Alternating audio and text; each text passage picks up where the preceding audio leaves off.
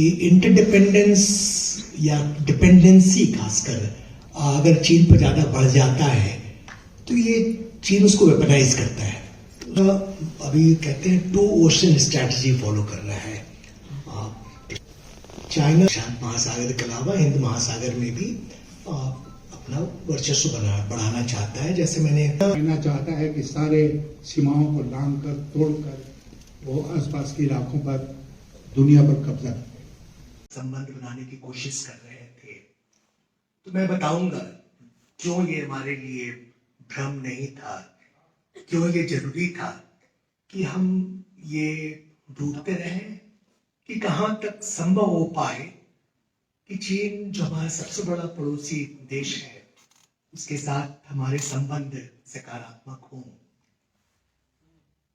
उसके साथ साथ जो हम करें वो आंख खोल कर करें, ये पूरी तरह समझ के करें कि चीन से एक बहुत बड़ी चुनौती हमारे लिए है। और अगर आप भविष्य में देखिएगा तो सामरिक दृष्टि से चीन से चुनौती है वो शायद हमारी सबसे बड़ी चुनौती रही है। मैं जब चीन में पहली बार पहुंचा 1981 में, उस समय चीन और भारत का जीडीपी जो होता है वो करीब करीब बराबर था। अगर पर कैपिटा जीडीपी देखिए तो भारत चीन से आगे था। मुझे याद है उस समय चीन से हमारे संबंध वापस बहाल हो रहे थे और कई हाई लेवल डेलीगेशंस आ रहे थे। दो साइंटिस्ट का बहुत हाई लेवल डेलीगेशन आया और मैं उनके साथ मैंने भ्रमण किया चीन के कई क्षेत्रों का, जो उनके रिसर्च इंस्टीट्यूट सबको देखा। और जब वो भ्रमण खत्म हुआ तो मैंने उनसे पूछा कि आप कैसी तुलना करते हैं, हमारी कितनी प्रगति हुई है, इनकी कितनी प्रगति हुई है साइंस और टेक्नोलॉजी के क्षेत्र में। तो उनका जवाब बहुत साफ था। जवाब था कि हम इनसे काफी आगे हैं। तो यहां शुरुआत हुई 4 दशकों पहले। उसके बाद जैसे आपको पता है कि चीन ने रिफॉर्म्स और ओपनिंग अप की पॉलिसी 1978 में शुरू की। हम लोग ने 1991 में शुरू की। हमारे पूर्व वित्त मंत्री हमारे साथ हैं, उन्होंने बहुत बड़ी भूमिका उसमें अदा की। लेकिन इस बीच चीन हमसे काफी आगे निकल गया, कई क्षेत्रों में आगे निकल गया। मैं आपके साथ कुछ डेटा है वो आपसे मैं देना चाहूंगा। जो आगे बढ़ने की जो प्रक्रिया है ये तो शुरू हो गई 1980 में, लेकिन 2001 में चीन WTO वर्ल्ड ट्रेड ऑर्गेनाइजेशन का सदस्य बना। उसके बाद ये प्रक्रिया बहुत तेज हो गई। 2001 में चीन का जीडीपी 1.3 ट्रिलियन डॉलर्स था, भारत का 480 ट्रिलियन डॉलर था। तो 1 to 2.5 या 2 का डिफरेंस था। पिछले साल चीन का जीडीपी 17.5 ट्रिलियन डॉलर है, भारत का जैसा आपको पता है करीब 3.7 ट्रिलियन डॉलर है। तो ये जो तुलना आप करते हैं तो चीन और भारत की जीडीपी 1 to 5 का रेशियो हो गया। और बाकी क्षेत्र में देख लीजिए, अगर आप साइंस टेक्नोलॉजी पे देखते हैं तो चीन एक इनोवेशन पावर है। उसमें कोई बहुत क्लियर है। पेटेंट्स से विश्व में सबसे ज्यादा चीन में होते हैं। अभी हाल में एक स्टडी आया, Australia strategic policy institute SP करके है, वो एक टेक्नोलॉजी ट्रैकर मेंटेन करते हैं। तो 44 जो क्रिटिकल टेक्नोलॉजीज हैं उसका मूल्यांकन करते रहते हैं। तो उन्होंने देखा कि 44 टेक्नोलॉजी में चीन 37 में विश्व में सबसे आगे है। तो ये हमारे लिए भी एक आश्चर्य की की बात हुई, भारत कहीं नहीं है उसमें, दुर्भाग्य की बात है। तो हर तरह से आर्थिक दृष्टि से देखिए, तकनीक की दृष्टि से देखिए, चीन ने जो पहल की वो काफी इम्प्रेसिव रहा। लेकिन अब अभी अगर आप देखिए, 3 दशकों तक चीन की अर्थव्यवस्था में करीब डबल डिजिट ग्रोथ हुआ, लेकिन धीरे धीरे ग्रोथ रेट कम हुआ है। पिछले साल 5.2% ग्रोथ रेट था। और अगर आप nominal US dollar term, not adjusted for inflation, अगर उसकी दृष्टि से देखिए तो एक्चुअली पिछले साल चीन का जीडीपी कम हो गया। और भारत चीन का तो हमने पहले आपको बताया किस तरह से हमसे आगे बढ़ गए। अमेरिका के साथ भी जो गैप था वो कम हो रहा था, रेशियो घटकर करीब 65% हो गया था। और जो वैश्विक जीडीपी है उसमें जो चीन का योगदान था 1990 में 2% था, वो 2021 से बढ़कर 18% हो गया, 18.4% हो गया था। लेकिन पिछले 2 साल में वो घट गया है। पिछले साल जो एस्टिमेट है, फाइनल नंबर तो नहीं है, वो 17% हो गया है। ये कोई छोटी चीज नहीं है। पहले लोग बोलते थे कि 2030 तक चीन की अर्थव्यवस्था अमेरिका की अर्थव्यवस्था से ज्यादा बड़ी हो जाएगी, लेकिन अब इस बारे में विचार बदल गए हैं। अब लोग कहते हैं कि शायद चीन की अर्थव्यवस्था कभी भी अमेरिका की अर्थव्यवस्था से ज्यादा बड़ी नहीं होगी। ये बहुत बड़ा एक बदलाव आया है। और खासकर जो पश्चिमी देशों में जो उनका विचार है वो काफी बदल गया है इस बारे में। पश्चिमी देशों में 3 एक तरह से बोल सकते हैं थियरी है कि चीन का फ्यूचर ट्रैजेक्टरी क्या होगा। अभी काफी लोग बात कर रहे हैं, उसको कहते हैं peak China. That means China peak कर गया, ऑलरेडी पीक कर गया, अब उसका और उसकी अर्थव्यवस्था में बढ़ोतरी नहीं होगी। दूसरा विचार है वो उससे भी खराब है, वो कहते हैं कि जापानिफिकेशन हो रहा है। आपको पता होगा कि लेट 1980s में के बाद जापान की अर्थव्यवस्था जो बहुत तेजी से आगे बढ़ रही थी वो डोल्ड्रम्स में चली गई, स्टैग्नेशन हो गया और उससे वो उभर नहीं पाए। जापान विश्व में नंबर 2 उनका स्टेटस था। 2010 में चीन आगे बढ़ गया। 2 दिन पहले खबर आई कि जर्मनी उनसे आगे बढ़ गया, तो 4था नंबर उनका हो गया। तो लोग कह रहे हैं यही हालत जापान की होगी। लेकिन मेरा जो विचार है कि हमें ये सोच के चलना चाहिए कि चीन की अर्थव्यवस्था में बढ़ोतरी होती रहेगी, अब ज्यादा नहीं होगी। पहले डबल डिजिट होती थी, वो संभव नहीं है। ये 3% 4% बढ़ोतरी होगी, क्योंकि कई उनके बहुत समस्याएं उनकी हैं। समस्या एक बहुत बड़ी समस्या है कि चीन की जीडीपी का करीब 1/4 वो रियल एस्टेट से आता है, और रियल एस्टेट में बहुत बड़ी एक चुनौती उभर के आ गई है, और वो चुनौती खत्म नहीं होने वाली है। तो वो चलता रहेगा, वो मसला चलता रहेगा। अभी पिछले 2 वीक पहले हांगकांग में जो बहुत बड़ी कंपनी रियल एस्टेट कंपनी है, एक समय विश्व की सबसे बड़ी रियल एस्टेट कंपनी थी एवरग्रांड, और उसको कह दिया कि ये तो दिवालिया हो गए। तो वो हालत हो गई। उनका जो डेट है वो $300 बिलियन हो गया था। तो रियल एस्टेट में इनकी प्रॉब्लम है। दूसरा कि डेमोग्राफिक डिविडेंड की बात है। चीन की जनसंख्या, खासकर जो काम करने वाले लोग हैं, वो जनसंख्या कम हो रही है। और भी कई परेशानियां हैं जिनके कारण चीन का आर्थिक विकास की दर अब कम हो जाएगी। लेकिन और पॉजिटिव्स भी है। मैंने पहले बात की किस तरह से तकनीक के क्षेत्र में उन्होंने काफी प्रगति की है, और जो फ्यूचर ड्राइवर ऑफ ग्रोथ है वो चाहे भारत में हो या चीन में हो या अमेरिका में हो, तकनीक बहुत इम्पोर्टेंट, बहुत महत्वपूर्ण होने वाला है।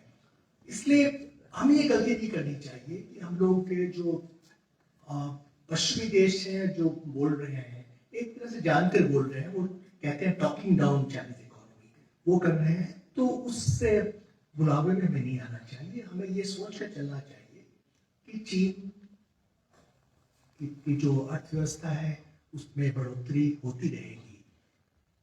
अगर 3% भी उनका ग्रोथ होता है, अगर 17.7 ट्रिलियन डॉलर इकोनॉमी में अगर 3% ग्रोथ होता है और हमारा 7% 8% ग्रोथ होता है, तो इंक्रीमेंटल ग्रोथ उनका हमसे ज्यादा होगा।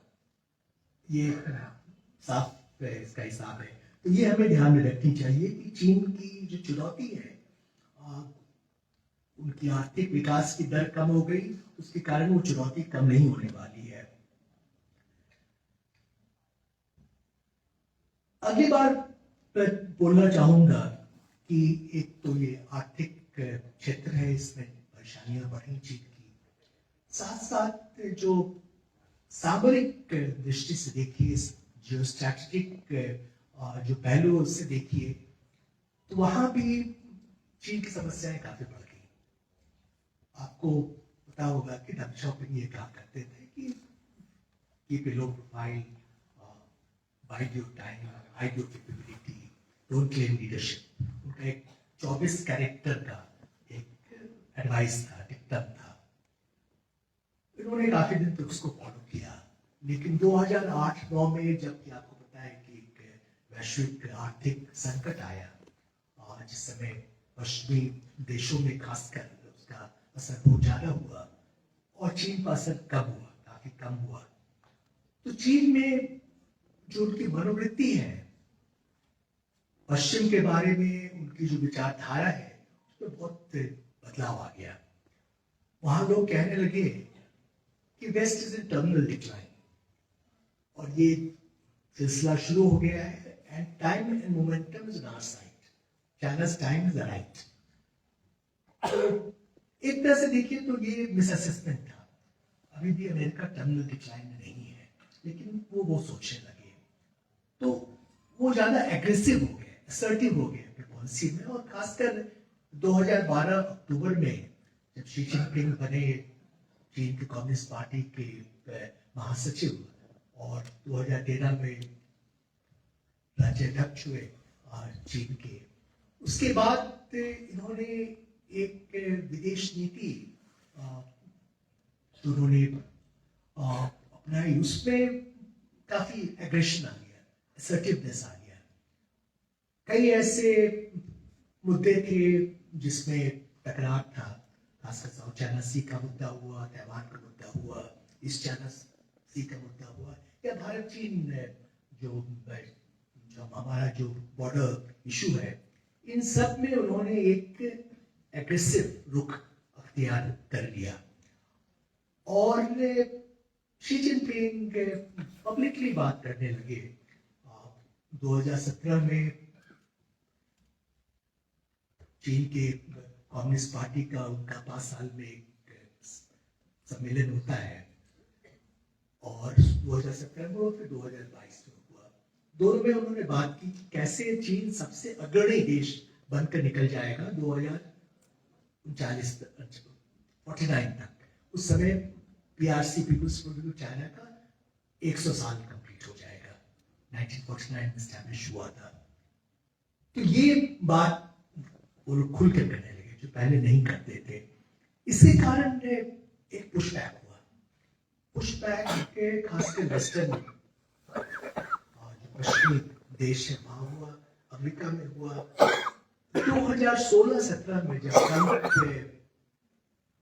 राज्याध्यक्ष थे अमेरिका के, और उन्होंने ये कहा कि China is eating a lunch, so we need to change our policy towards China. और काफी रेडिकल चेंज हो गया पॉलिसी में। और 2020 में जब बाइडेन बने प्रेसिडेंट, तो उन्होंने वो पॉलिसी कंटिन्यू की। तो चीन और अमेरिका के बीच में एक सामरिक प्रतिद्वंद शुरू हो गया। और ये काफी आगे बढ़ गया। अब अमेरिका की ये कोशिश है कि कैसे चीन के राइट्स को कंटेन किया जाए, स्लो डाउन किया जाए, खासकर टेक्नोलॉजी के क्षेत्र में। कई उन्होंने इस बारे में पहल ली।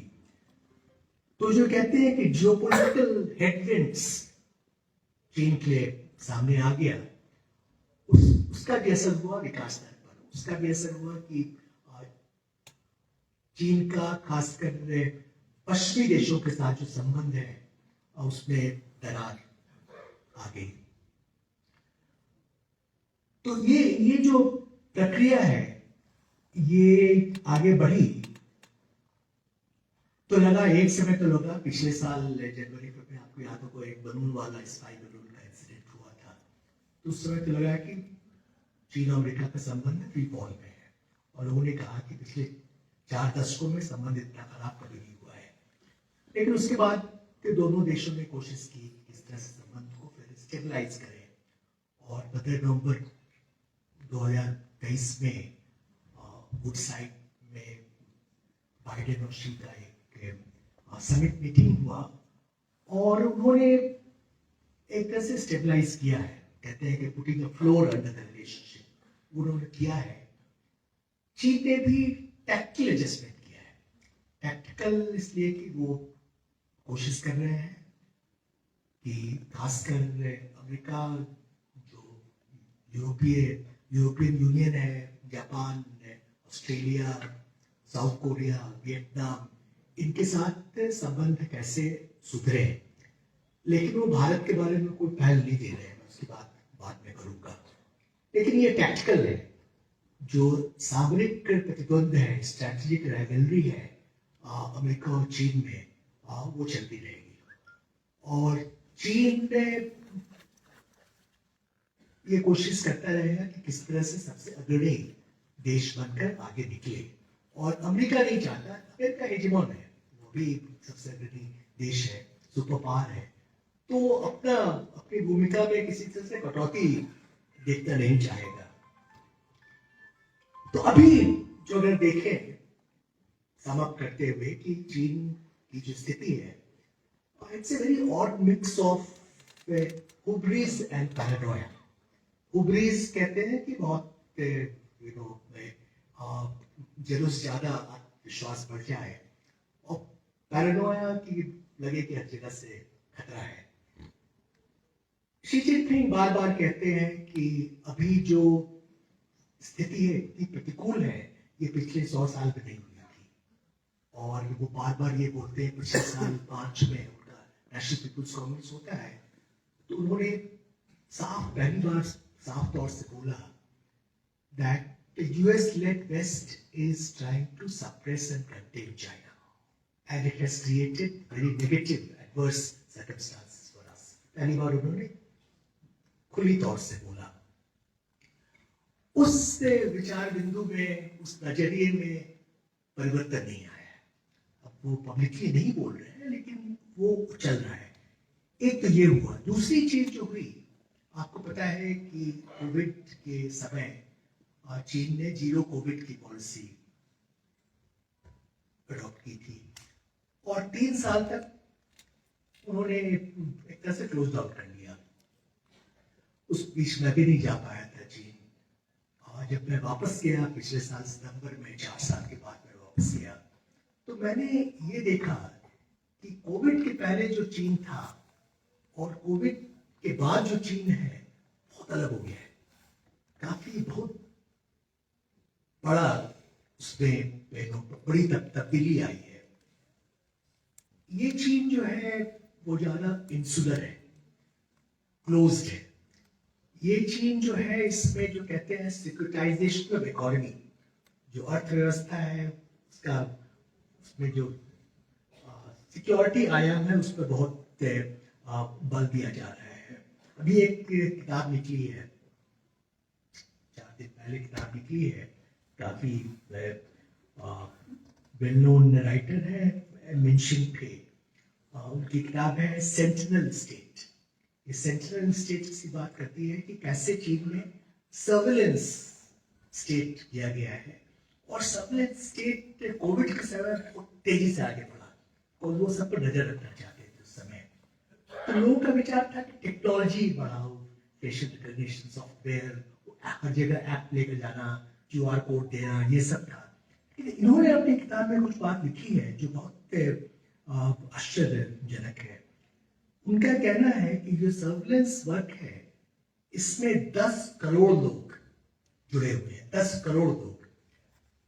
चीन की जो पूरी जनसंख्या है, हर 14 आदमी से एक आदमी सर्विलेंस के काम में जुड़ा हुआ है। तो ये बहुत लेबर इंटेंसिव भी है ये जो काम उनका है, तकनीक के प्रयोग के अलावा। तो ये क्लोज सोसाइटी हो गया, ज्यादा सर्विलेंस बढ़ गया,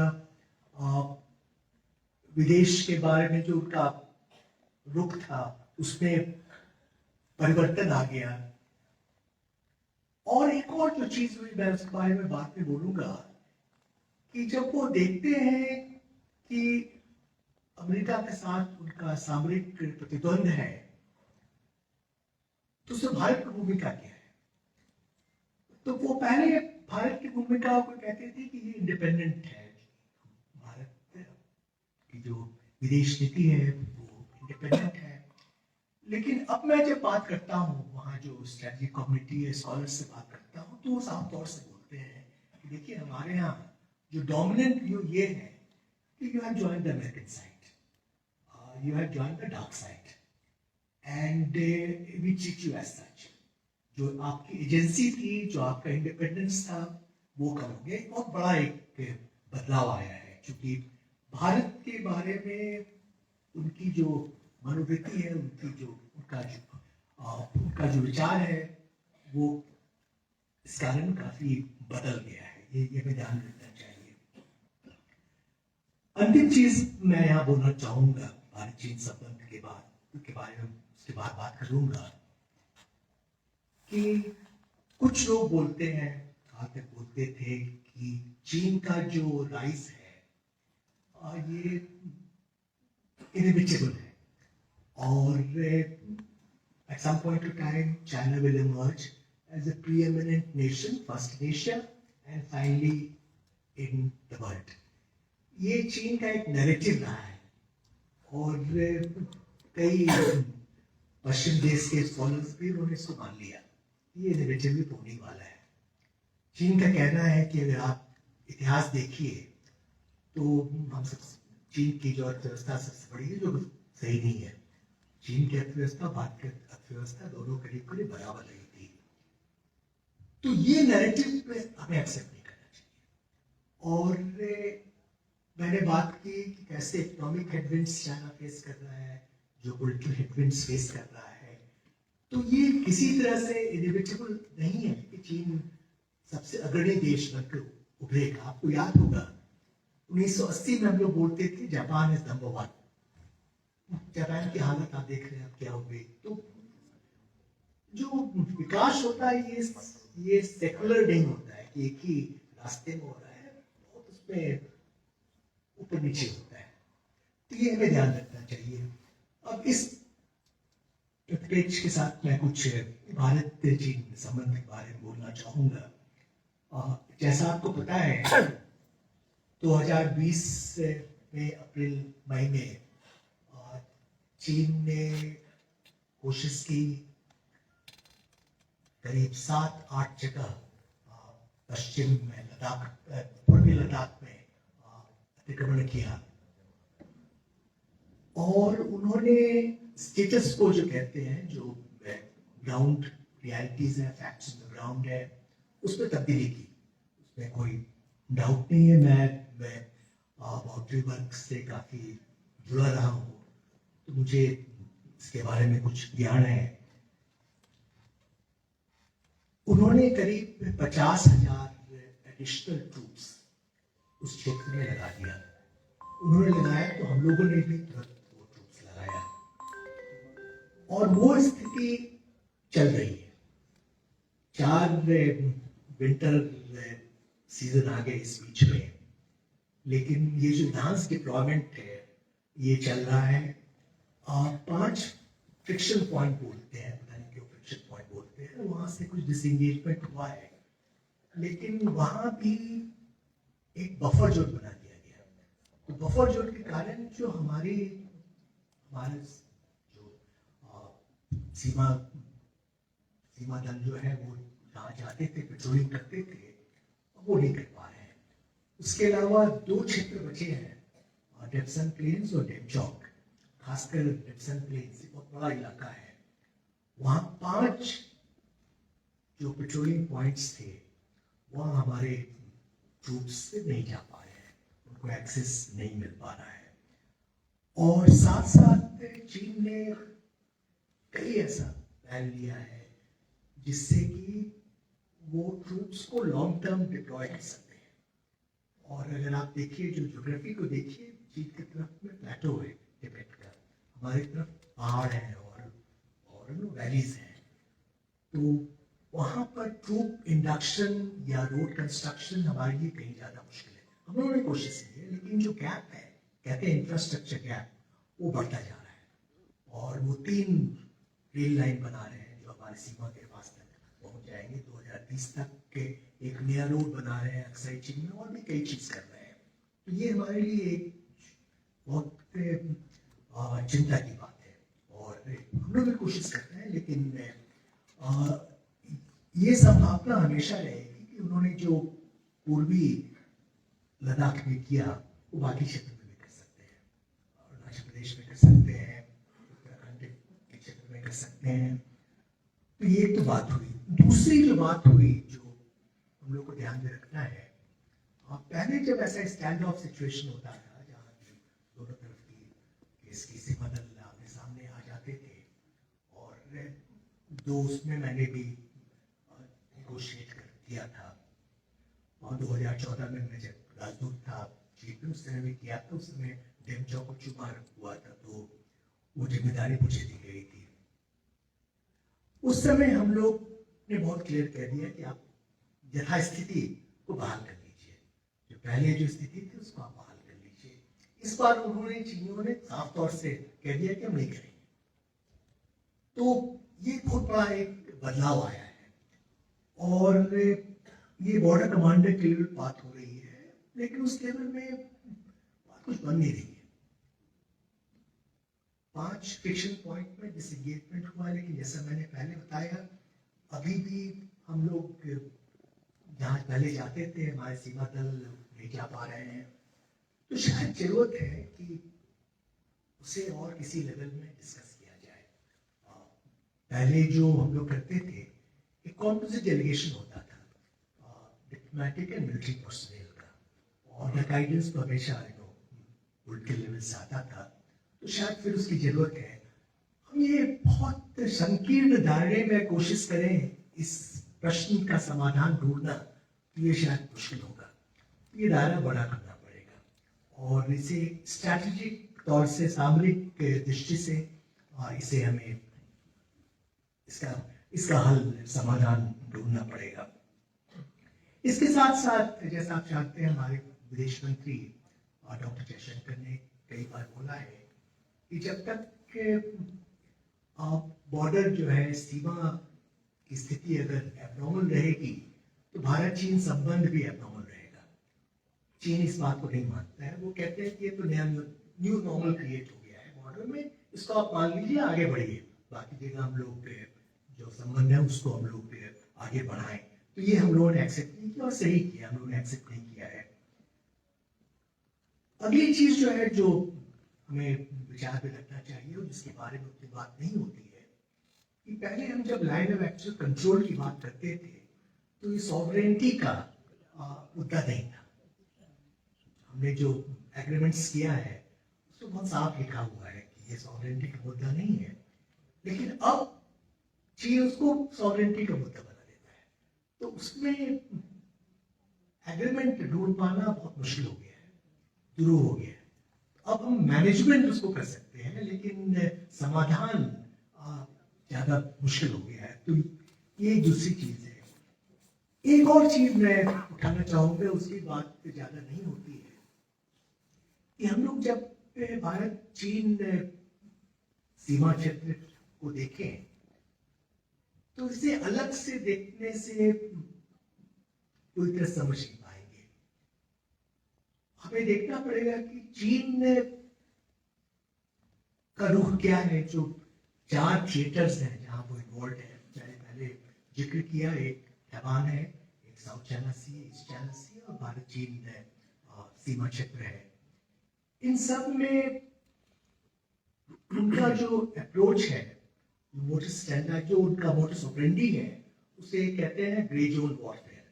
ग्रे जोन वॉरफेयर इस तरह से होता है कि आप मिलिट्री और इकोनॉमिक प्रेशर डालिए, कोशिश कीजिए कि धीरे धीरे कैसे सिचुएशन चेंज किया जाए, सलामी स्लाइसिंग बोलते हैं, लेकिन युद्ध नहीं हो। वो नहीं चाहते कि पूरी तरह से युद्ध हो जाए।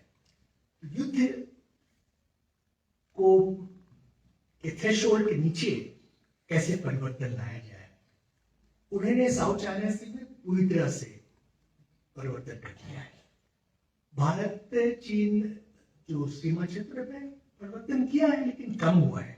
लेकिन ये उनका अप्रोच है। तो हम लोग सिर्फ युद्ध की बात अगर सोचें कि तो उससे काम नहीं निकलेगा, क्योंकि चाइना का जो स्ट्रैटेजी है वो थोड़ा अलग है।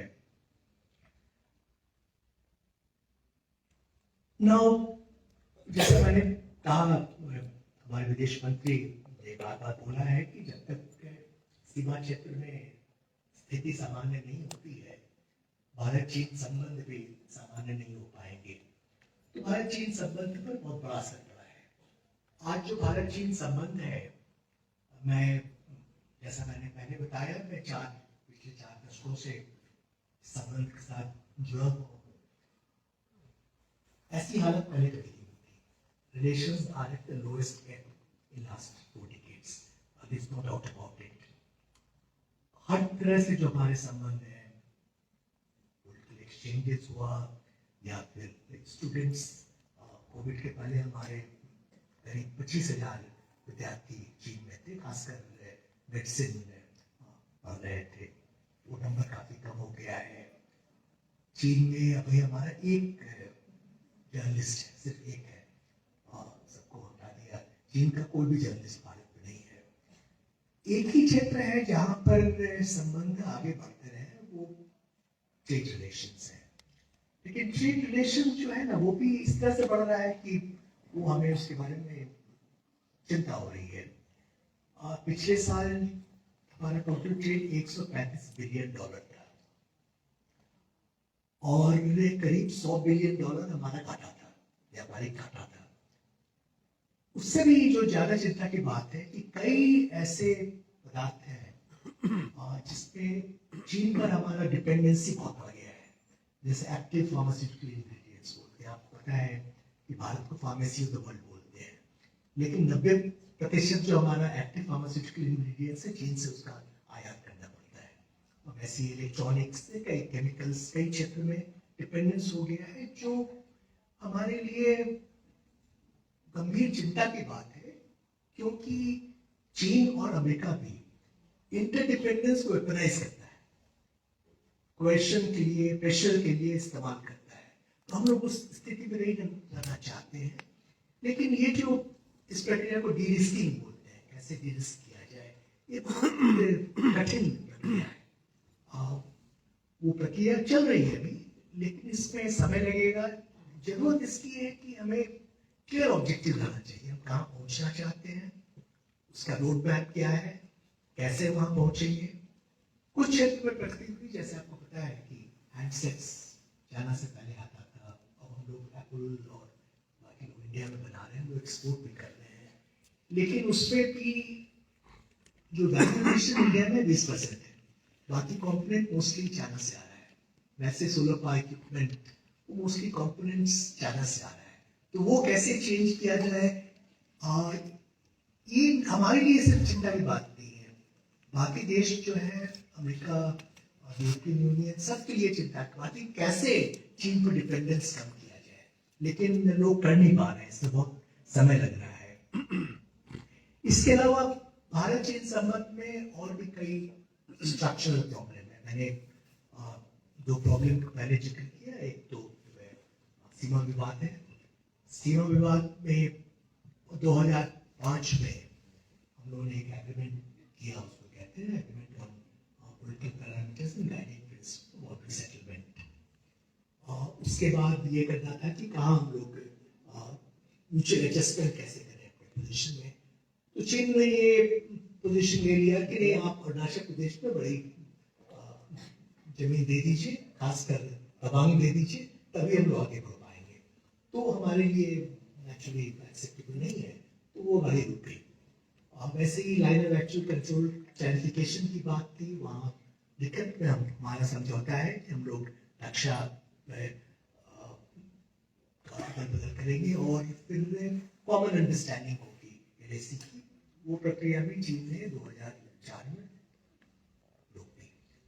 तो वहाँ कोई आगे प्रगति नहीं हो पा रही है। इसके अलावा जो एक बहुत बड़ा मुद्दा है कि जो भारत और चीन का वर्ल्ड व्यू है वो बहुत अलग हो गया है, डाइवर्जेंट हो गया है। और मैंने पहले जिक्र किया कि किस तरह से चीन में लोग सोच रहे हैं कि ये जॉइंट USA इन US China स्ट्रैटेजिक राइवलरी। उसके अलावा चीन बात करता है मल्टीपोलर वर्ल्ड की, मल्टीपोलर एशिया की, लेकिन हमारा जो असेसमेंट है कि वो मल्टीपोलैरिटी में उसकी कोई दिलचस्पी नहीं है। वो एक हिरार्की चाहता है, हिरार्की में वो सबसे अग्रणी देश होगा तो हम लोग कहीं पीछे रहेंगे। तो हमारे लिए वो एक्सेप्टेबल नहीं है, क्योंकि हमारे लिए अपनी हमारा भी अपना एक सिविलाइजेशन हेरिटेज है, एक स्ट्रैटेजिक ऑटोनॉमी का, इंडिपेंडेंस का, एक ट्रेडिशन का है। तो इसके अलावा एक और जो बड़ा मुद्दा मैं आपके सामने रखना चाहूंगा, शेयर्ड पेरिफेरी, जो हम लोग का जो जैसे नेपाल चीन का भी पड़ोसी देश है, हमारा भी पड़ोसी देश है। वहाँ पहले चीन में, मैं नेपाल में काम कर चुका हूँ, मैं वहाँ DCM था, मैं श्रीलंका में हाई कमिश्नर था। तो पहले हम लोगों ने देखा कि चीन रेस्पेक्ट करता है कि इन देशों में इंडिया का एक यूनिक पोजीशन है, स्पेशल पोजीशन है। जैसे कि नेपाल भारत सीमा खुली हुई सीमा है, और जो नेपालीज नेशनल है उनको भारत में नेशनल ट्रीटमेंट मिलता है। लेकिन अब चीन सिर्फ वो इन्फ्लुएंस नहीं चाहता है, वो डोमिनेंस चाहता है। तो ये बहुत बड़ी एक तब्दीली आई है। और पहले इंडियन ओशन में ज्यादा उनका प्रभाव नहीं था, लेकिन धीरे धीरे वो बहुत वहाँ आ गए हैं। और किसी भी समय, ये हमारे नेवी चीफ का बयान है कि 4 से 6 उनके जो कॉम्बैटेंट वेसल्स हैं वो प्रेजेंट रहते हैं, और उनका सबमरीन पहली बार आया इंडियन ओशन में 2013 में। अब हमेशा रहता है, कोई लगातार रहता है। उन्होंने एक बेस बना लिया है जिबूती में, और हमारे आसपास 17 पोर्ट्स पर वो कंट्रोल करते हैं इंडियन ओशन रीजन में। तो ये नेचुरली हमारे लिए चिंता की बात है। तो ये भी एक चुनौती आती है। और जो हमें लगता है कि जैसे अमन टोटा हुआ 99 ईयर की लीज पर उन्होंने ले लिया है। अब खबर आ रही है कि अमन टोटा के पास में जो PNA नेवी के शिप्स हैं उनकी रिफ्यूलिंग होती है। वो पोर्ट पर नहीं आते हैं, समुद्र में रहते हैं, लेकिन यहाँ से वेसल जाकर रिफ्यूलिंग कर देती है। आपको पता होगा अभी बहुत कंट्रोवर्सी हुआ था कि उनके सर्वेलेंस वेसल्स मालदीव श्रीलंका आ रहे थे। श्रीलंका में बहुत उन्होंने कोशिश की, तो वो अभी 1 साल की रुक गया है, लेकिन मालदीव तो अभी भी आ रहे हैं। तो ये बढ़ता जाएगा, उनका प्रभाव बढ़ता जाएगा। कैसे उसको मैनेज करें, ये हमारे लिए एक बहुत बड़ा प्रश्न रहेगा। भारत चीन पाकिस्तान संबंध जो है वो तो अलग है। चीन पाकिस्तान संबंध जो स्ट्रैटेजिक नेक्सस है बहुत स्ट्रॉन्ग रहा है और बढ़ता जा रहा है। हर क्षेत्र में, कन्वेंशनल हो या न्यूक्लियर हो या मिसाइल हो, ये बहुत स्ट्रॉन्ग है। एक जो बड़ा बदलाव आया 2015 में हुआ, जब चीन ने चाइना पाकिस्तान इकोनॉमिक कॉरिडोर शुरू किया। उसके पहले चीन ने पाकिस्तान के आर्थिक विकास में बड़ा सहयोगी नहीं था। अब चीन पाकिस्तान के आर्थिक विकास में बहुत बड़ा योगदान कर रहा है। CPEC China Pakistan economic corridor के अंतर्गत और पाकिस्तान की भूमिका जो चाइना का जो लार्जर स्ट्रैटेजी है वो बहुत बढ़ गई है। पहले पाकिस्तान उनके लिए यूजफुल था basically as a counter voice to India, to keep India off balance. अब भूमिका बहुत बढ़ गई है। इसके अलावा एक और जो बदलाव आया है, मैं बदलाव की बात कर रहा हूँ जो इधर आज साल में हुआ है, जो द्विपक्षीय संबंध है, मैंने बोला वो तो एक बहुत खराब स्थिति से गुजर रहा है। हम लोग पहले मल्टीलैटरल और रीजनल प्लेटफॉर्म्स में साथ मिलकर काम करते थे, जैसे कि क्लाइमेट चेंज पे के मुद्दे पर हम लोगों ने बहुत क्लोजली काम किया। अब धीरे धीरे वो भी कम हो रहा है, काफी कम हो रहा है, बिकॉज चीन अपने को एक अलग समझता है। वो हमसे काफी आगे बढ़ गया है, उसका जीडीपी हमसे 5 गुना ज्यादा है, तो और हमको लगता है कि हम तो अमेरिका के क्लोज हो गए हैं। तो ये सब प्रश्न है जिसके कारण आज भारत चीन संबंध बहुत दुरूह हो गए हैं। अंतिम चीज मैं बोलना चाहूंगा, ये प्रश्न मैंने पहले भी इसे उठाया कि चीन के साथ क्या हमें सकारात्मक संबंध रखना चाहिए। क्या हमने पहले गलती की कि हम लोग ने कोशिश की कि सकारात्मक संबंध हो। हमारे ऐसे लोग जो इस रिश्ते को आगे बढ़ाने में जिनकी हमारी भूमिका रही है, हम लोग मानते हैं कि वो गलती नहीं थी। हम लोगों ने कभी ये नहीं सोचा कि चीन हमारा मित्र बन जाएगा, लेकिन मित्र नहीं बनने में और दुश्मन बन जाने में एक गैप होता है, और ये हमारे लिए बहुत जरूरी था कि भारत चीन सीमा क्षेत्र में शांति और अमन बहाल रहे। हमारे पूर्व वित्त मंत्री और विदेश मंत्री कंफर्म करेंगे कि अगर चाइना बॉर्डर अगर एक्टिव रहता पाकिस्तान बॉर्डर के साथ साथ, तो इसका क्या असर होता हमारे बजट डिफेंस पर, और हो रहा है अभी। Keeping additional 60,000, 70,000 troops deployed along northern frontiers has involved two things. One, we had to move troops to western frontiers from Pakistan, which has its own downside. It's a risky proposition. दूसरा जो peace time location जो था वो खाली हो गया, वहां से लोग चले गए हैं काफी।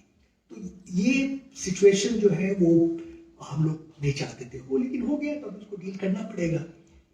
तो आगे एक बार भारत चीन की सीमा में स्थिति अगर थोड़ी सामान्य हो जाए तो फिर हमें बातचीत करनी पड़ेगी। सकारात्मक संबंध का कोई और ऑल्टरनेटिव नहीं है। चीन हमारे लिए सबसे बड़ा पड़ोसी देश है, उसके अलावा विश्व में सेकेंड लार्जेस्ट इकोनॉमी है, लार्जेस्ट ट्रेडिंग नेशन है, जो ग्लोबल वैल्यू चेन है उसमें उसका बहुत सेंट्रल रोल है। तो उसको हम लोग कोई भी अमेरिका यूरोप के देश कोई उसको डीकपलिंग पॉसिबल नहीं है, तो डीलिस्टिंग हो सकता है कि कैसे हम लोग रिस्क लेवल कम करें। मैंने जैसे पहले बोला वो प्रक्रिया चलेगी, लेकिन उस पर समय लगेगा। तब तक संबंध बढ़ाने में तो तीन चीज करनी पड़ेगी। एक, डेटरेंस, हमें अपना जो मिलिट्री, इकोनॉमिक, टेक्नोलॉजिकल कैपेबिलिटी उसको कैसे आगे बढ़ाएं कि चीन हमारे खिलाफ फोर्स डिप्लॉय नहीं करे, ग्रे जोन वॉरफेयर नहीं करे, या डायरेक्ट मिलिट्री कॉन्फ्लिक्ट से वो अलग रहे। तो डेटरेंस बढ़ाना सबसे इंपॉर्टेंट हमारे लिए है। और डेटरेंस में कई चीज आ जाता है, जैसे कि बॉर्डर इंफ्रास्ट्रक्चर को इम्प्रूव करना, जो कर रही है सभी सरकार ये कर रही है, पहले की सरकार भी करती थी। दूसरी चीज जो बहुत जरूरी है कि भारत और चीन के बीच में जो हमारा इकोनॉमिक और मिलिट्री क्षमता है उसमें काफी बड़ा गैप हो गया है। तो सिर्फ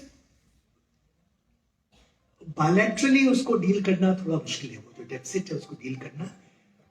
तो जो कहते हैं लाइक माइंडेड कंट्रीज, जिनका चीन के बारे में विचार हमारे विचार से मिलता जुलता है, एक ही ऐसा नहीं है, मिलता जुलता है, उनके साथ मिलके काम कर रहे हैं हम लोग, करना पड़ेगा। इसको कहते हैं बैलेंसिंग हेजिंग स्ट्रेटजी, तो वो हमें करना पड़ेगा। तीसरी चीज जो खासकर आप लोग जो है, जो एकेडमिक वर्ल्ड में है, आपके लिए बहुत जरूरी है कि चीन को हम लोग समझे, और चीन को हम सिर्फ पश्चिम के नजरिए से नहीं समझे। अक्सर हम लोग ये गलती करते हैं। तो कैसे हम लोग इंडियन पर्सपेक्टिव डेवलप करें चीन को समझने के लिए, ये बहुत जरूरी है, क्योंकि चीन ना अभी भविष्य में भी बहुत लंबे अरसे तक हमारे लिए सबसे बड़ी सामरिक चुनौती रहेगी। तो उसकी हमें अपने को तैयार करना है। मैं यही अपना वक्तव्य समाप्त करना चाहूंगा।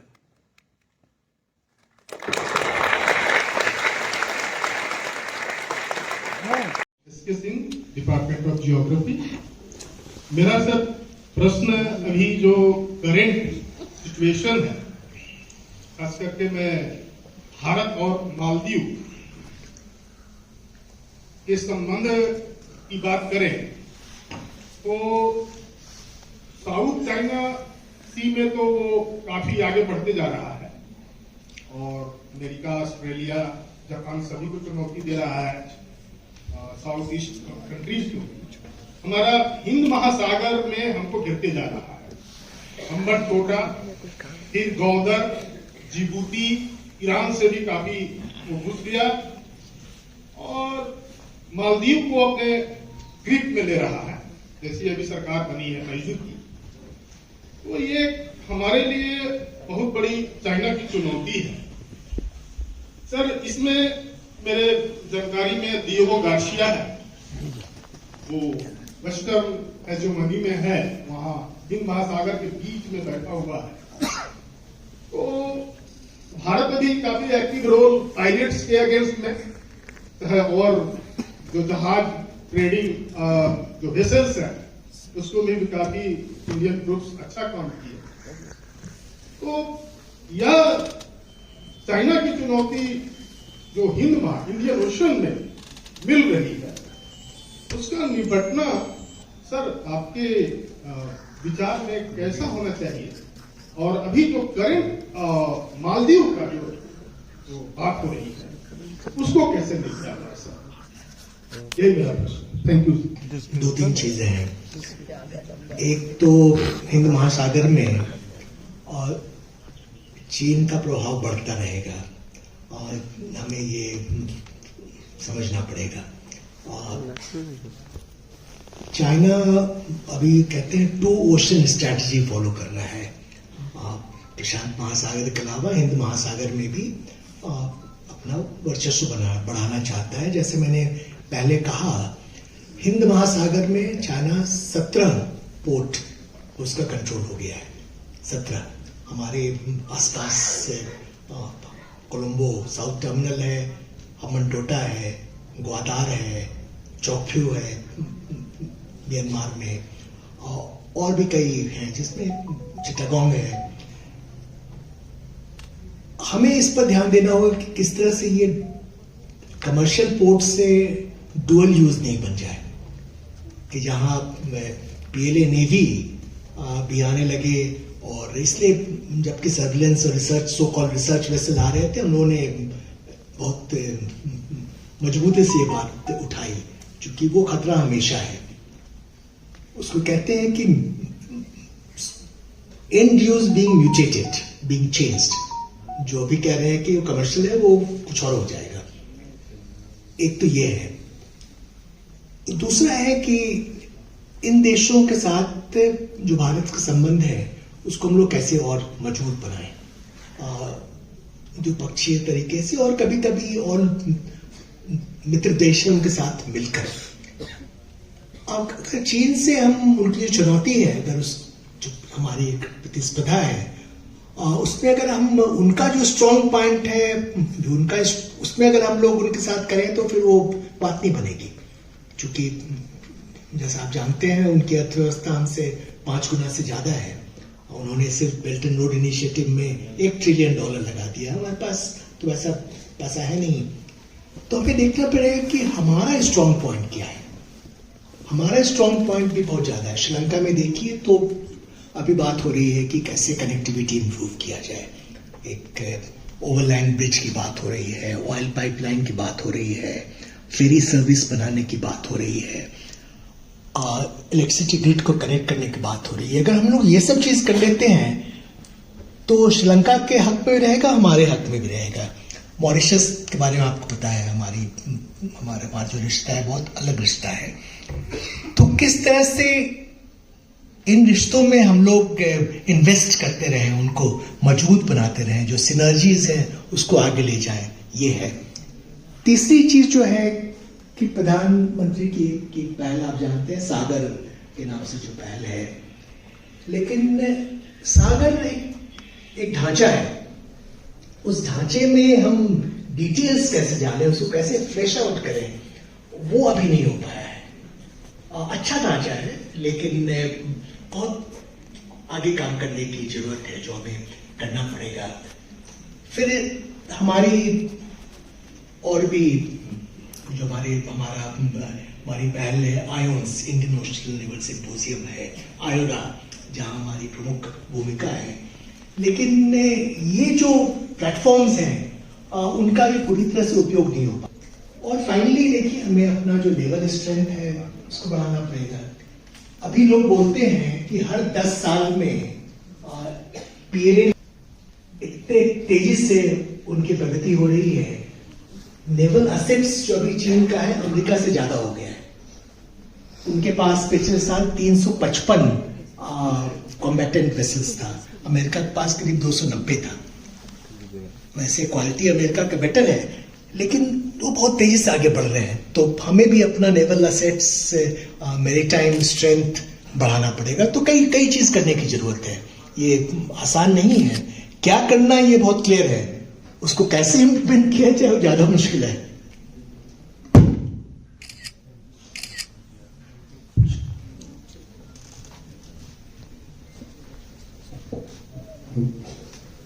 नमस्कार सर, मेरा नाम दिलीप है और मैं शिक्षा शास्त्र विभाग का विद्यार्थी हूँ।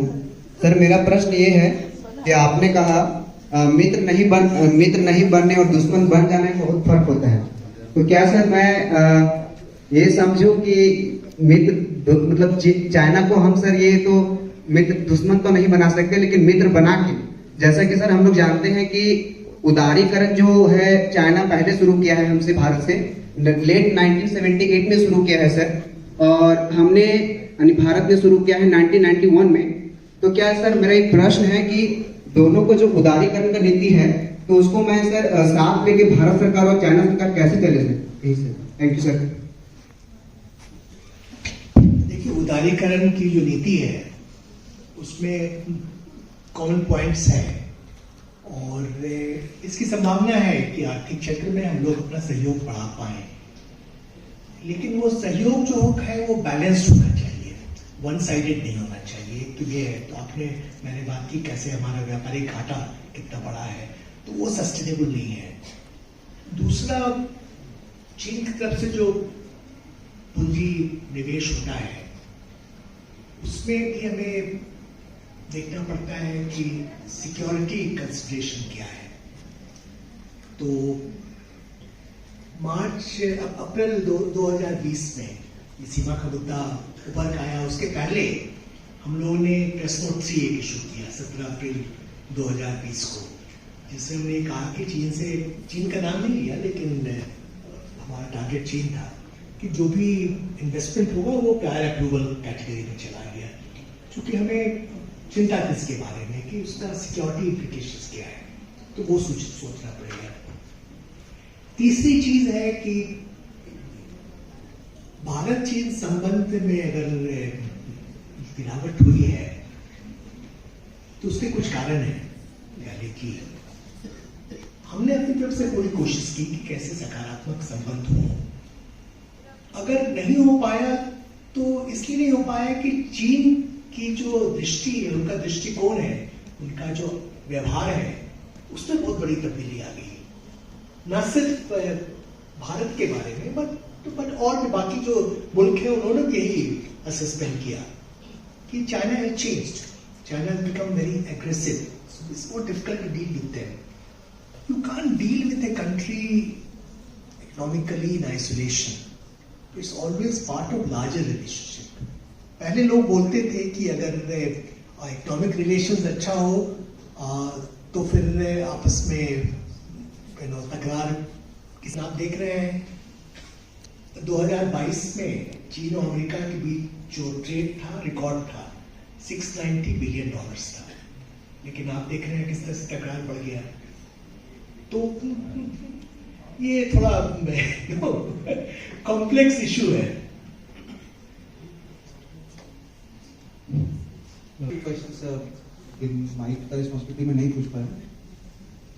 सर आपने अपने लेक्चर में ये चीज पॉइंट आउट किया कि पिछले 10-15 साल में चाइना अपने बॉर्डर्स पे काफी एग्रेसिव हो गया, इंडियन बॉर्डर्स पे। तो सर क्वेश्चन उसी से कि is this change in China's behaviour on India's border, is it a result of changing India's policies since 2015, India's foreign policy majorly? And secondly, sir, the reasons of this conflict between India and China, which have been historically very friendly two nations when we go in ancient Indian history, हम लोग का संबंध हमेशा China के साथ अच्छा ही रहा है, खराब उतना नहीं रहा है। तो is the border issues which are a colonial gift to India and China, are those the major issues between India and China that have marred India-China relationship till date? You know, your first question, whether because of our foreign policy stance, that's not correct. I gave you example of a pattern of behavior on the part of China, which is not confined to India-China border alone. Under Xi Jinping in particular, China has become very assertive about its contested territorial claims. No claims it makes, but others don't accept those claims. And that applies to India and to other creators I referred to. So it's part of a larger pattern of behavior. Today, when they seek legitimacy for Communist Party of China, no, earlier it was what is called performance legitimacy. No, we have given you high growth rate, better standard of living. That's why we deserve monopoly on political power. CPC has monopoly on political power. Gradually, performance legitimacy has become less potent because we discussed earlier how growth rate is coming down, and that will continue. So increasingly, nationalism as a factor to mobilize support to sort of build up legitimacy for Communist Party of China has become very important. And the way they define legitimacy, Xi Jinping said not an inch of territory to be ceded. Earlier that applied only to boundary issue.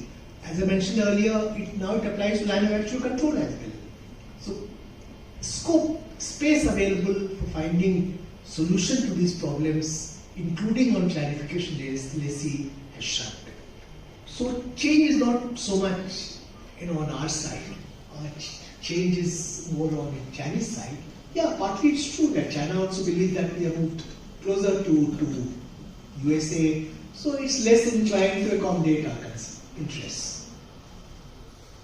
Sorry, I missed you. What was the second question? So the second question, Yeah. but the problem we face today is mainly because of the colonial gift of the boundaries that we face.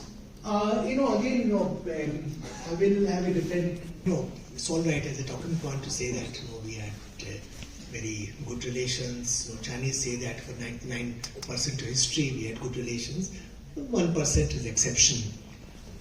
But in reality, we didn't have a shared border with China until China occupied Tibet. So actually, they're not even our neighboring country. Xinjiang also, well, you know what's the meaning of Xinjiang? Xin is new, Jiang is province, the new province. So this was also a relatively new Chinese acquisition. So they were not our neighboring country, they became our neighboring country more recently. So this perspective that historically we're very close is not entirely correct.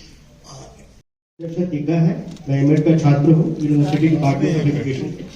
Sir जैसे आपने अपने lecture में अंतिम में कहा कि चीन को समझने की जरूरत है पश्चिम की नज़र से नहीं भारत की नज़र से, तो सर इसी से मेरा एक क्वेश्चन है कि सर 1950 में भारत और चीन ने राजनयिक संबंध स्थापित किए थे और 1954 में हमारे दिवंगत प्रधानमंत्री जवाहरलाल नेहरू ने भी नारा दिया था हिंदी चीनी भाई भाई, और उसके बाद लगातार 3 बार 1962, 1967 और 1987 में 3 संघर्ष हुए थे भारत और चीन के बीच में।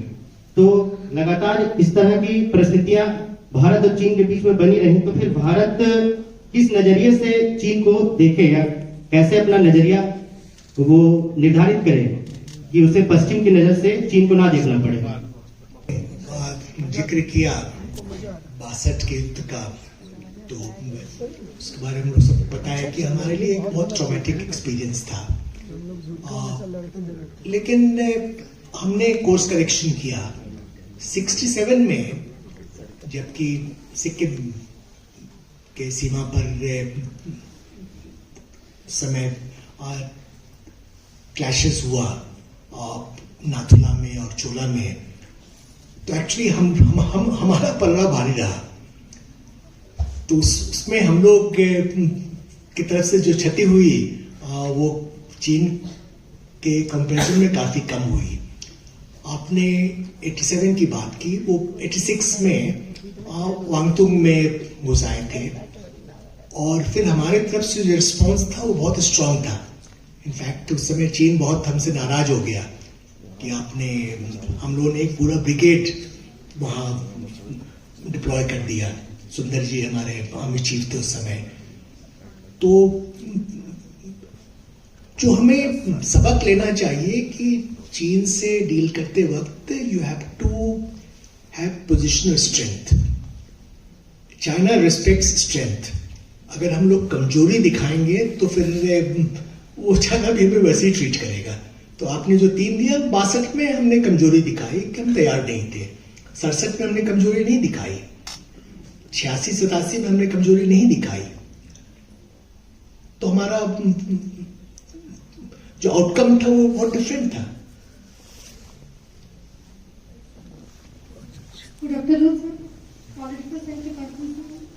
सर मेरा क्वेश्चन है कि इंडिया बॉर्डर मतलब चाइना और इंडिया के बीच में जो डिस्प्यूट है, बॉर्डर डिस्प्यूट है, उसको मिलिट्री नेगोशिएशन के अलावा और क्या गवर्नमेंट या इंडिया है तो स्टेप ले रही है इसको टैकल करने के लिए, जो डिस्प्यूट है उसको? Thank you sir. उसके 2 आयाम हैं, एक तो सीमा बाउंड्री क्वेश्चन और दूसरा है सीमा क्षेत्र में शांति और अमन बहाल रखना, और दोनों अलग अलग है। जहां तक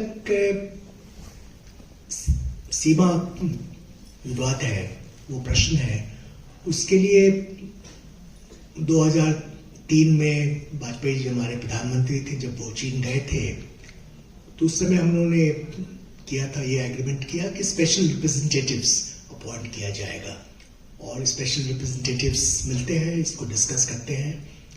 2005 में मैंने पहले जिक्र किया, हमने ये उनके साथ चीन के साथ एक करार किया, समझौता किया, political parameters and guiding principal boundary settlement. उसके बाद हम लोग चाहते थे कि उसको कैसे आगे बढ़ाएं, तो उसमें गिव एंड टेक करना पड़ता है। कुछ जमीन उन्हें देनी पड़ती, कुछ जमीन हमें देनी पड़ती, लेकिन उसमें चीन ने जो डिमांड कर दिया, मैंने बताया पहले कि वो चाहते हैं कि अरुणाचल प्रदेश का एक बहुत बड़ा हिस्सा उनको दे दे, तवांग उनको दे दे, तो हमारे लिए संभव नहीं है, तो वो बात आगे नहीं बढ़ पाई।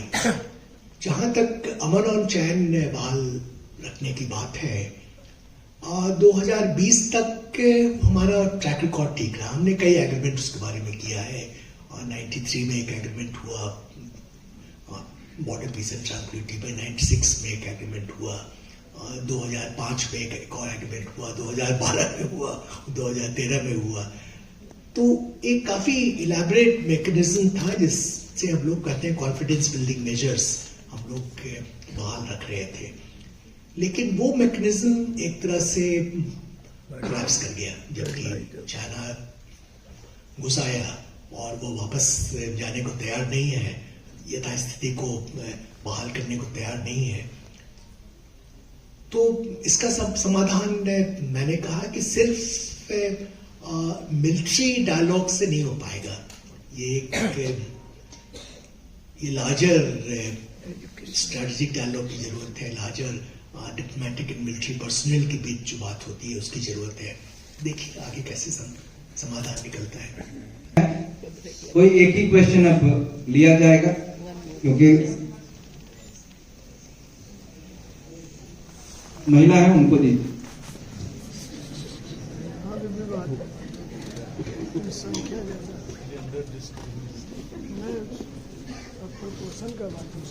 गुड आफ्टरनून सर, मेरा नाम राखी है, डिपार्टमेंट ऑफ फिलोसफी।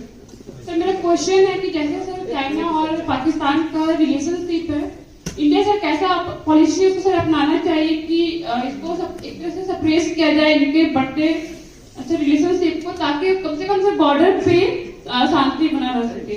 वो इंडिया सर कैसे दूसरे कंट्रीज के साथ पॉलिसी अपनाए? देखिए जो चीन और पाकिस्तान का जो संबंध है, मैंने कहा कि स्ट्रैटेजिक नेक्सस जो है उसको तोड़ने की स्थिति में वो नहीं है। वो संबंध बहुत मजबूत है और पहले जो कहते हैं स्ट्रैटेजिक व्यू था उनके बीच में कि how to keep India off balance, but धीरे धीरे पिछले 10 सालों में उसका जो दायरा है बढ़ गया है। चीन चाहता है कि इंडियन ओशन में कैसे उनका प्रभाव बढ़े, अरेबियन सी में कैसे एक्सेस हो।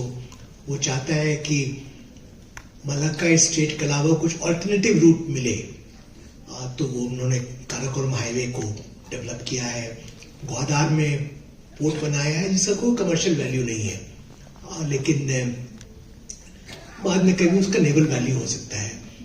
उसके अलावा न्यूक्लियर मिसाइल फील्ड में जो अपना सहयोग है उन्होंने बरकरार रखा है। तो इसको हम लोग कम नहीं कर सकते।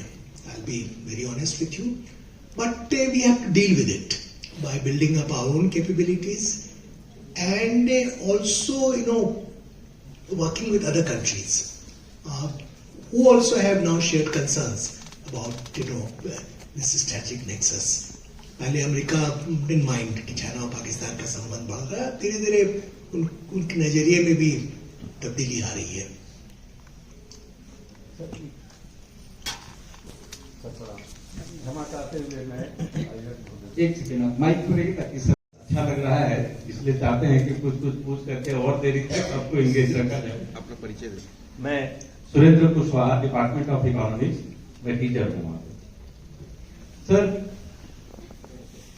साइनो इंडिया रिलेशनशिप में एक फैक्टर है, आपने भी अपने वक्तव्यों में कहा भी कि तिब्बत डायरेक्ट बॉर्डर हमारा चाइना के साथ है नहीं, बेसिकली तिब्बत के कारण चाइना का बॉर्डर हो गया। तिब्बत आज भी अपने आप को इंडिपेंडेंट के लिए संघर्ष कर रहा है, बातें रख रहा है इंटरनेशनल फोरम पर भी और तमाम जगह पर भी। भारत ने तिब्बत को चीन का इंटरनल पार्ट डिक्लेयर किया है, माना है, और साथ ही साथ तिब्बतियन गवर्नमेंट इन एक्साइल हमारे ही देश से, हमारी भूमि से चल रहा है। तो ये जो एंगल है सर, वो हमारे और चाइना के रिलेशन में किस तरह से ये रोल प्ले कर रहा है? क्या ये इंडिया के फेवर में बार्गेनिंग पावर को बढ़ा सकता है या फिर नेगेटिव जाता है? इसके बारे में थोड़ा बताया जाए। देखिए, जहां तक तिब्बत का सवाल है, जैसा मैंने पहले बोला कि 1954 में हमने एक एक समझौता किया जिसके अधीन हमने मान लिया कि Tibet is an autonomous region of China. उसमें कोई परिवर्तन नहीं हुआ है, वो हम लोग का फॉर्मल एग्रीमेंट है, वी स्टैंड बाय दैट। 1959 में जैसा आपको पता है कि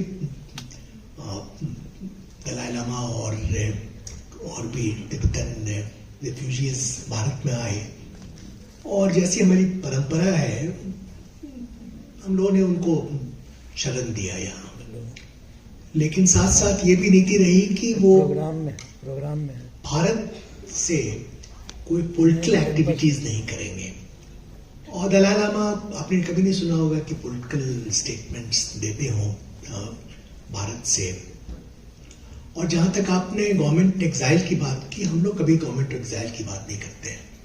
we call it central Tibetan administration. और उसका जो स्कोप है is just look after welfare of Tibetan refugees. और हम लोग उनके साथ सहयोग देते हैं। वो चाहते थे कि टिबेटन रिफ्यूजीज उनका आइडेंटिटी मेंटेन हो, और जो एक कल्चरल हेरिटेज है तिब्बत का, जो कि तिब्बत में धीरे धीरे विलुप्त हो रहा है, उसे भी कैसे बरकरार रखा जाए, तो उसमें भी हम लोग सहयोग देते हैं।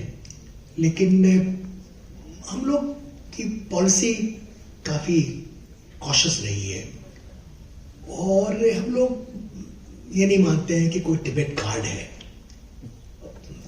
दलाई लामा के लिए हम लोग को बहुत सम्मान है, लेकिन हम उनको कार्ड नहीं समझते हैं। डाउट क्लियर करें, अगर आपकी भी सहमति उसमें है तो। सारे श्रोताओं की तरफ से हम ये सोचते हैं, जैसा कि आपके वक्तव्य से हम लोगों को जो समझ में आया उसमें से कुछ शब्द थे इंटरडिपेंडेंस, और वैसा लगता है क्या हम लोग सही सोच रहे हैं? आप उस पर अगर मुहर लगाएं, या अगर आपकी कोई दूसरी धारणा हो तो बताएं कि क्या ऐसा नहीं है कि अब हम लोगों को ये समझना चाहिए कि विश्व में जो धरती है, जो वर्ल्ड है, वो इतना ज्यादा इंटरडिपेंडेंट है एक दूसरे पर कि अगर ये कहा जाए जो उक्ति रही है पहले कि if we rise we all rise together and if we fall we all fall together, क्या ये स्थिति नहीं होने वाली है? क्योंकि हम ये कामना भी नहीं कर सकते कि शायद चीन कमजोर हो जाए तो हमको अच्छा है, या हम बहुत मजबूत हो जाए बाकी सारे कमजोर रहें तो अच्छा है। क्योंकि हम लोग इतिहास के विद्यार्थी हैं, तो समय तो 20-25 साल 50 साल काफी कम दिखता है। अगर ट्रेंड्स एक्सट्रापोलेट किया जाए तो क्या हमको अब ये समझ में और दूसरों को समझाने में अपना समय नहीं लगाना चाहिए? ये सारे अगर एक साथ राइज करें तो ही शायद स्टेबल और परमानेंट शांति स्थापित हो सके। देखिए, मैंने डिफरेंशिएट किया कि चीन से हम डिकपल नहीं कर सकते हैं, और ये आवश्यकता है कि सकारात्मक संबंध जहां तक संभव हम लोग उसको आगे बढ़ाएं। लेकिन साथ साथ हमें ये भी ध्यान में रखना है कि इंटरडिपेंडेंस या डिपेंडेंसी खासकर अगर चीन पर ज्यादा बढ़ जाता है तो ये चीन उसको वेपनाइज करता है। आप भी इतिहास के आप जानते हैं, कई उसके उदाहरण अभी हाल में ऑस्ट्रेलिया के साथ किया, लिथुनिया के साथ किया, पहले नॉर्वे के साथ किया, करता रहता है, उसको वेपनाइज करता है, प्रेशर पॉइंट यूज करता है। क्योंकि हमारे जो संबंध चीन के साथ है बहुत कॉम्प्लेक्स रिलेशन है, तो हम लोग नहीं चाहते हैं कि we should become vulnerable to such pressures. So that's why term I use, and which is being used by others also, de-risking, how to reduce risk in our engagement with China. Decoupling संभव नहीं है, लेकिन de-risking संभव है।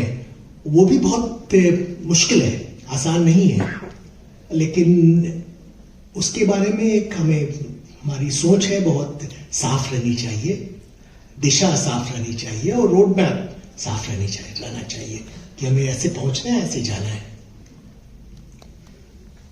ये जो पूरा PLI scheme है 14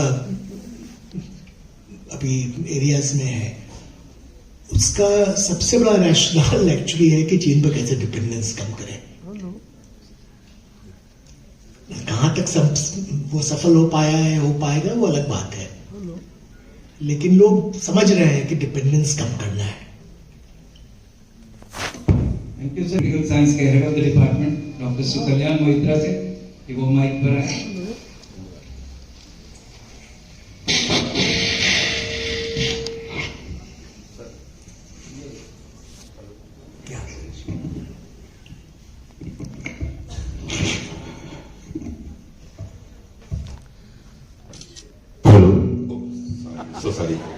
So sorry.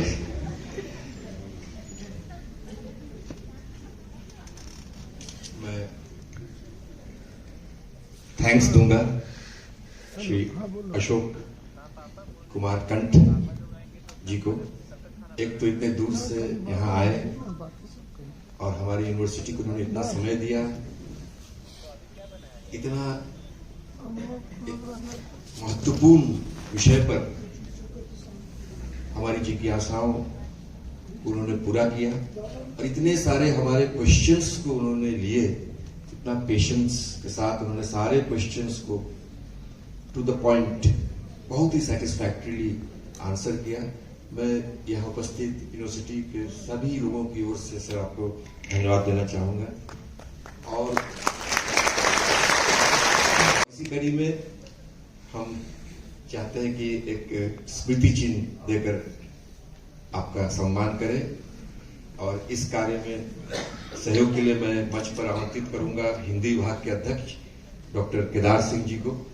हम सब की ओर से डॉक्टर केदार सिंह आज के हमारे मुख्य वक्ता, चाइना में भारत के पूर्व राजदूत श्री अशोक कंठ जी को विनोबा विश्वविद्यालय परिवार की ओर से स्मृति चिन्ह भेंट कर उनका अभिनंदन करें। डॉक्टर विकास आप आइए बढ़ेंगे।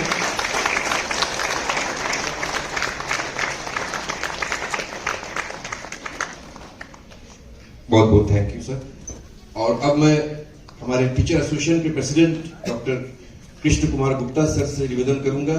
सर एजुकेशन डिपार्टमेंट के डायरेक्टर हैं, जहां से मैक्सिमम क्वेश्चंस आज दागे गए और सारे क्वेश्चंस को बहुत अच्छे तरीके से डील भी किए गए। दागे गए चाइना की चर्चा आजकल हम लोग प्राय करते हैं, लेकिन इतने सारे इसके पक्ष है, इसकी जानकारी हम लोगों से किसी को शायद नहीं थी। थैंक यू सर बहुत। आइए सर, हम सब की ओर से सर को श्री अशोक कुमार कंठ जी को एजुकेशन विभाग के निदेशक एवं शिक्षक संघ के अध्यक्ष डॉक्टर कृष्ण कुमार गुप्ता धन्यवाद। अब मैं डॉक्टर विकास से निवेदन करूंगा कि सर को नीचे लेकर सर सोफा पर ले जाए।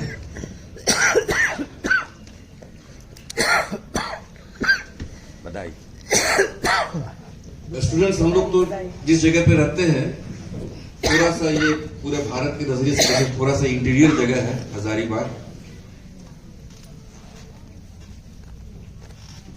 तो हाल के दिनों में हम लोग फेमस हुए थे, जब बाहर रहते थे कोई पूछता था कि हजारीबाग, तो बोले जहां से श्री यशवंत सिन्हा जी सांसद अच्छा हाँ हाँ हाँ हाँ वो आप वहां से हैं।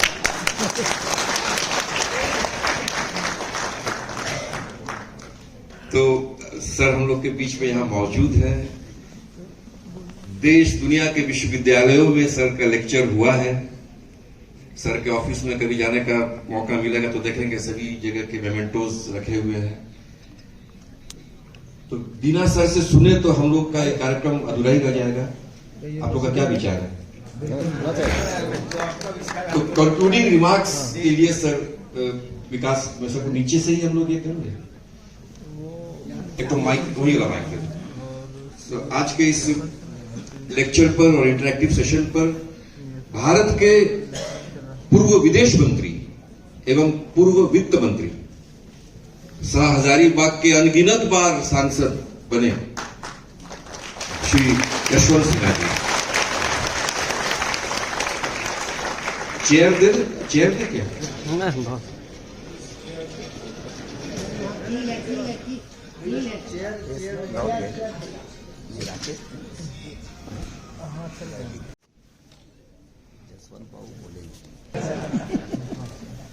हमसे तो मुझे तो आश्चर्य हुआ कि अंत में इतने अच्छे कार्यक्रम के बाद मुझे कहा गया कि कंक्लूडिंग रिमार्क्स करो।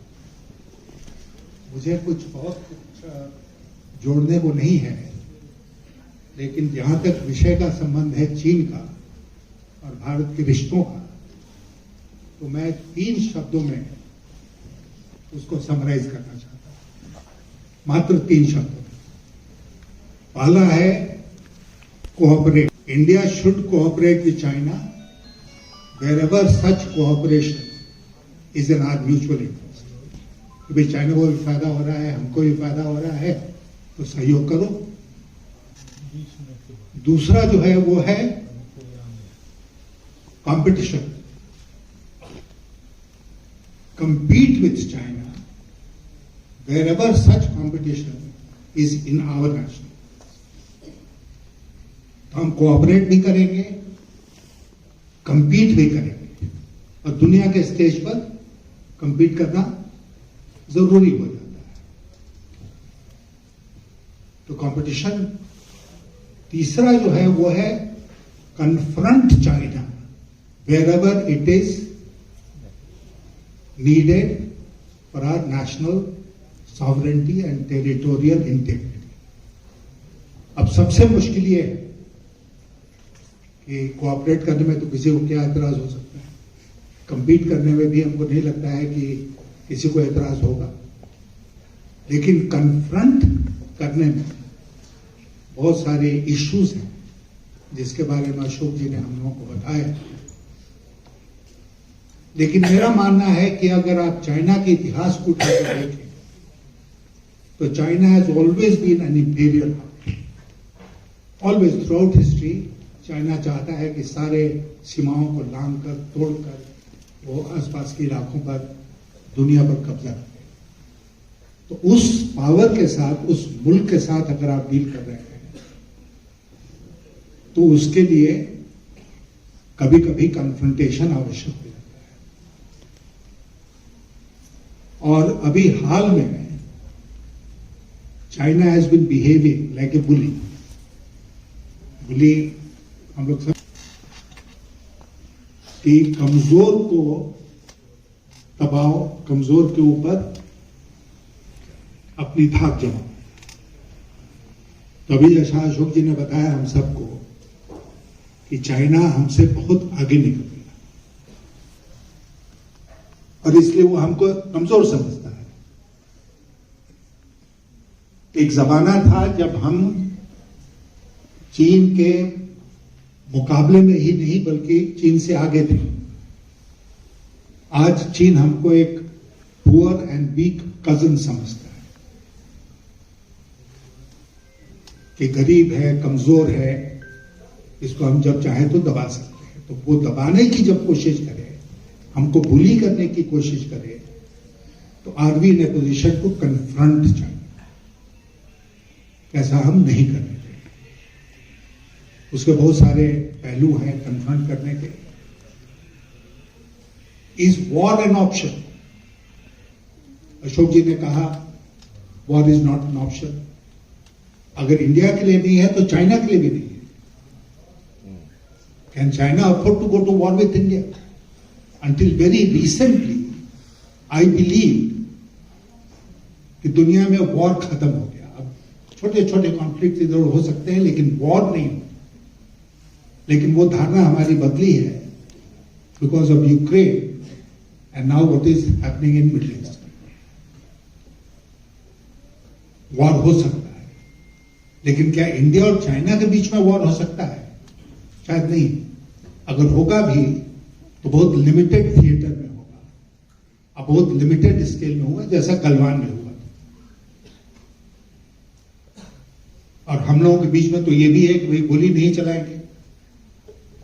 इसलिए चाइनीज ने जब अटैक किया हमारे चाइनीज ट्रूप्स ने, तो आपने पढ़ा होगा अखबारों में कि वो एक क्या उसको कहेंगे मुंगदर जैसी चीज हाथ में पकड़े हुए थे जिसमें स्पाइक्स लगे, उससे उन्होंने इंडियन ट्रूप्स को ऊपर अटैक किया। गोली नहीं चली, लेकिन दोनों तरफ से बहुत लोग हताहत हुए। तो हमारे लिए अगर war is not an option, तो चाइना के लिए भी war is not an option, कितना भी अगर हमसे मजबूत हो। तो कन्फ्रंटेशन अगर होगा भी तो लिमिटेड स्केल में होगा, लिमिटेड थिएटर में होगा, और अगर हम वहां पर मजबूत हैं। अशोक जी ने हमको बताया, हम सबको, कि जब लद्दाख में मामला गरमाया तो उन्होंने 50,000 अगर ट्रुप्स भेजे तो हमने भी 50,000 ट्रुप्स भेज दिए। हमारे मिलियन स्ट्रॉन्ग आर्मी में अगर 50,000 ट्रुप्स को हमको भेजना पड़ता है तो हम भेजेंगे। जरूरत पड़ेगी तो आर्मी के स्ट्रेंथ को बढ़ाओ, जरूरत पड़े तो अपने डिफेंस एक्सपेंडिचर को बढ़ाओ, लेकिन defence and territorial integrity is an issue on which no nation can compromise, और उसके लिए कभी खर्चे को नहीं देखना चाहिए। जब कारगिल का युद्ध हुआ था तो I was a finance minister. लोगों ने हमसे पूछा क्या आप कारगिल टैक्स लगाएंगे, तो हमने कहा कि नहीं लगाएंगे, क्योंकि बजट बढ़ाया, उसका जो भी खामियाजा था वो हम लोगों ने भुगता, लेकिन कभी भी अपने ट्रूप्स को ये इंप्रेशन उनके मन में पैदा नहीं होने दिया कि हमारे पास पैसे की कमी होगी, चाहे इक्विपमेंट हो या आर्मामेंट हो। तो इसलिए defence budget like in many other countries must be open and. केवल हमने कहा कि भाई 100 करोड़ रुपया आपको दे रहे हैं, लेकिन जरूरत पड़ी तो उसको 1,000 करोड़ तक भी ले जा सकते हैं, 1,00,000 करोड़ तक भी ले जा सकते हैं, क्योंकि नेशनल सिक्योरिटी और नेशनल सॉवरेनिटी से कॉम्प्रोमाइज नहीं। तो इसलिए चीन अगर किसी स्थान पर अपने ट्रूप्स को उतारता है जितनी बड़ी संख्या में, तो हम भी उतारेंगे, और उतारने का नतीजा हमने अभी हाल के दिनों में देखा। उसके लोग आए, हमारे लोग इसलिए नहीं हुआ है कि हम अभी ताकत के साथ वहां पर मौजूद हैं। अब ये ठीक है कि 3,500 किलोमीटर का बॉर्डर है, and various points in that on that border can come alive अगर ये होता है, लेकिन जरूरत पड़ेगी तो हर पॉइंट पर हमें उसका मुकाबला करना है। तो basically we are dealing with a bully, basically we are dealing with a rogue nation, और रोग नेशन के साथ you can't always win with not. तो ईंट का जवाब पत्थर से तो कम से कम ये मेरी बात।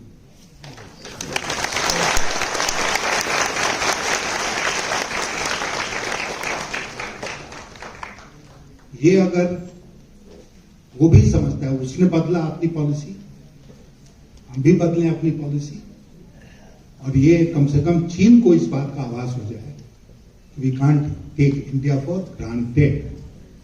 हमारे प्रधानमंत्री जी ने जो कहा है कि घर में घुस के मारेंगे, वो केवल पाकिस्तान तक सीमित नहीं रहना चाहिए।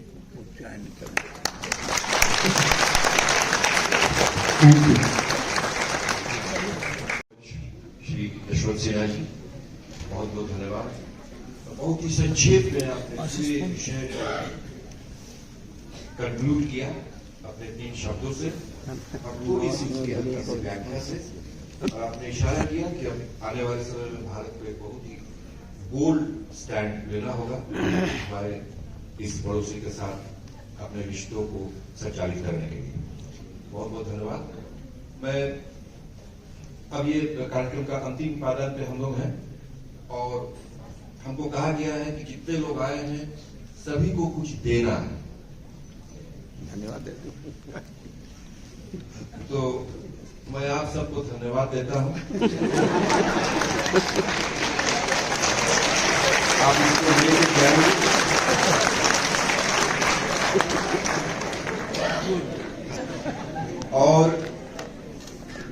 धन्यवाद ज्ञापन भी बहुत लंबा हो सकता है, लेकिन ये नहीं होना चाहिए, इसलिए मैं एक ही संक्षेप में सबको धन्यवाद देता हूं। Thank you very much.